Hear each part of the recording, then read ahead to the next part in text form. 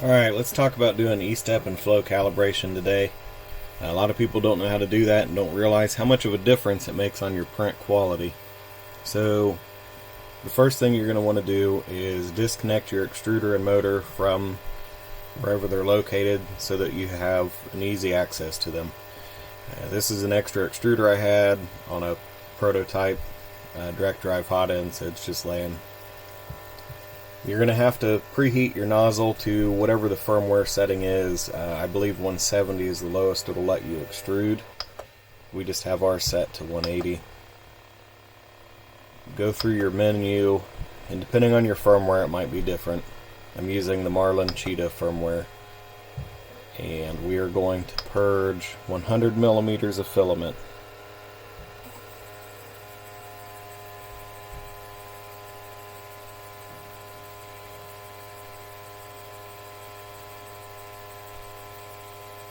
And if you do go into your firmware settings, you can usually see what the different types of extruders are rated for.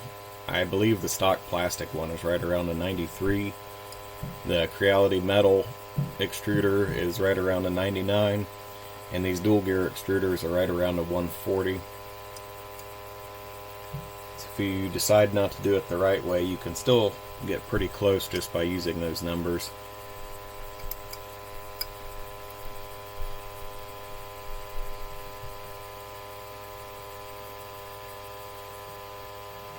Alright, and then we will cut that off flush, and we're going to extrude another 100 millimeters. We want 3 pieces like this. This should be, ideally it would be exactly 100 millimeters, but that's the purpose of calibration, is to adjust the numbers so that it is coming out at 100.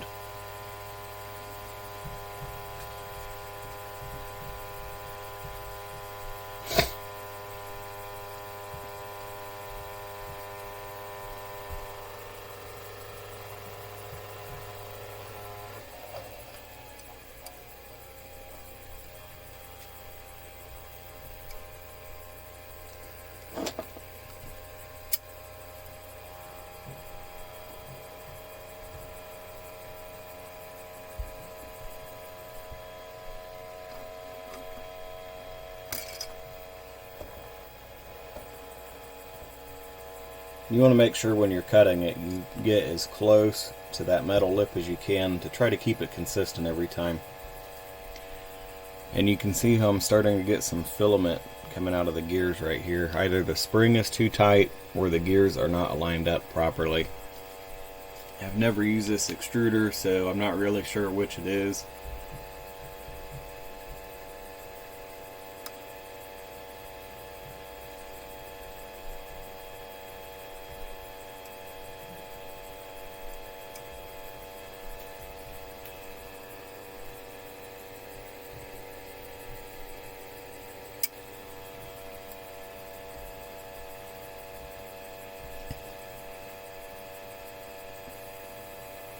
Alright, we got our 3 pieces that we can measure to get an average. Let's go over to the table and get some measuring done.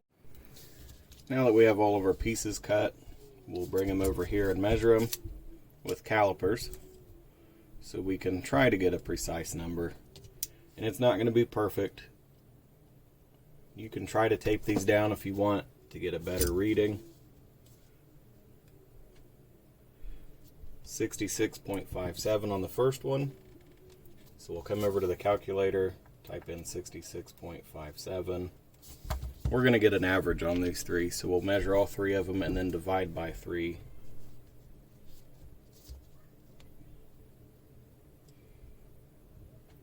$67.1.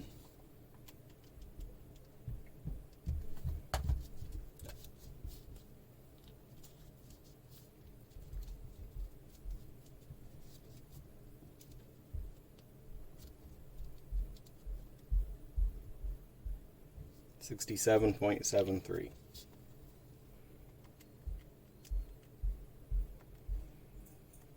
We'll get the answer for that is 201.4 millimeters extruded total. We wanted 300.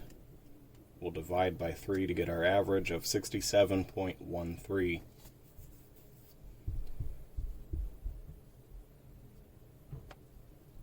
We wanted 100 per step, so we'll take 100 divided by 67.13, and you get 1.489. We'll round it up to 1.49. So we need to increase our step rate by 1.49. I believe mine is currently programmed for a 99. If we multiply that by 1.49, we get a step rate of 147.475. We could leave that at 147, or we could round up the decimal to 147.48, depending on how precise you want to be. And that should be your new step rate. You can either change that in the firmware, or you can change it in Cura if that's what you're using. On Cura, you would go to Settings, Printers, and enter the startup G code and M92 setting, which I will insert a picture of in just a moment.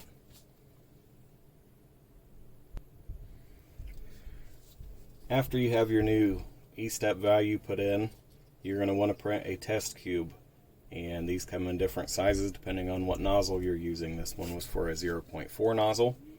It is 2 lines. So ideally, it would come out at 0.8 millimeters thick per wall. We have 0.9, so we're over extruding. So we're going to take 2 measurements from each wall and divide by 8 to get an average. So our first measurement is 0.89 plus 0.89 plus 0.93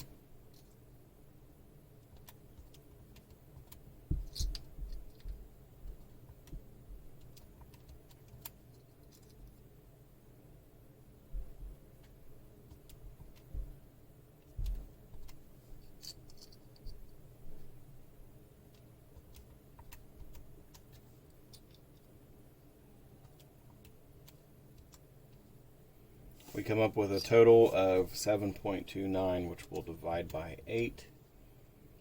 And our average thickness is 0.91125. We know that we wanted a 0.8 thickness, so we'll divide that by our actual. So your equation should look like 0.8 divided by 0.91125. Equals 0.8779. So on your Cura settings, under your flow rate, you're going to round this up, say 88. Cura uses percentages, so instead of typing in 0.88, you'll just type in 88. And that'll adjust your flow rate. If you want to double check it, you can print another test cube, and you'll see that the walls come out much closer to what they should have been.